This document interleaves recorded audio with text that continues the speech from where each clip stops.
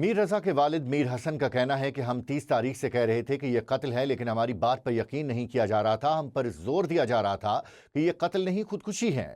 ذمہ دار آدمی ہو کر آئی جی سندھ نے کیسے غلط بات کی؟ میر رضا کی والدہ نے کہا کہ یہ ثابت ہو گیا میرے بیٹے کو قتل کیا گیا ہے۔ انہوں نے یہ اس طرح کی بات، اتنے ذمہ دار آدمی ہو کے کس طرح بات کر دی تھی انہوں نے۔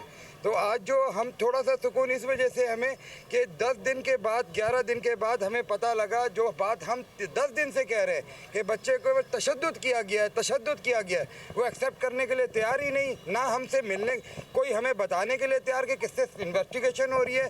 آپ ایکسیپٹ کر لیں یہ جی یہ ہوا ہے، وہ ہوا ہے، فلانا ہوا ہے، سوسائڈ والی باتیں کریں ہم سے، صرف اور صرف سوسائڈ والی باتیں، ادھوری چیزیں دکھائے، ہمیں اس چیز سے کوئی مسئلہ نہیں ہے، دکھاتے رہیں، وہ ایک نہیں 50,000 کال چلا دیں۔ مرڈر ہم پہلے دن سے بول رہے ہیں، مرڈر جس نے کیا اس کا بتاؤ۔